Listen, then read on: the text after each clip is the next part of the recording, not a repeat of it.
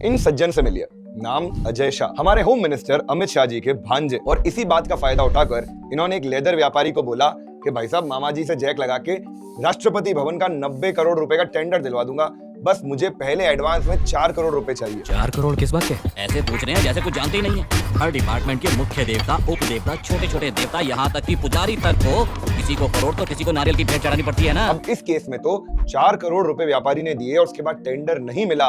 तब वो व्यापारी बेचारा डरते डरते पुलिस के पास गया, कंप्लेन हुई। बाद में पता चला कि भैया इनका अमित शाह जी से कोई लेना देना ही नहीं। और फाइनली इस सज्जन को जेल की हवा खानी पड़ी। लेकिन हमारे देश में बहुत बड़ा नॉर्म है कि अगर आपको बिजनेस स्टार्ट करना है, उसका रजिस्ट्रेशन करवाना है, टेंडर लेना है, अप्रूवल लेना है, एनओसी लेनी है, सरकार से कोई सब्सिडी या मदद की उम्मीद करनी है, इन सारे ही केसेस में किसी नेता को, किसी अफसर को, किसी ब्यूरोक्रेट को, किसी सरकारी बाबू को पैसे खिलाने होते हैं। और मैं ऐसा बिल्कुल नहीं कह रहा कि करप्शन केवल भारत में होता है, दूसरे देशों में भी होता है। लेकिन कम से कम बाहर लोग शायद करप्शन करने के बाद ऐसी रोड नहीं बनाते जो पहली बारिश में बह जाए, ऐसा पुल नहीं बनाते जो इनॉग्रेशन के पहले ही ढह जाए। लेकिन अगर एथिकल स्टैंडर्ड इतने गिरे हुए हो कि पैसा खाने के बाद भी काम नहीं हो रहा हो, तो बहुत बड़ा सवाल उठ जाता है उस पूरे सिस्टम पे। अगर आपने, आपके परिवार ने कुछ पैसा देके किसी सरकारी बाबू या अफसर या नेता से काम करवाया है, तो प्लीज इस वीडियो को लाइक करते जाना ताकि पता चल जाए हमारे देश में करप्शन कहां तक फैला हुआ है।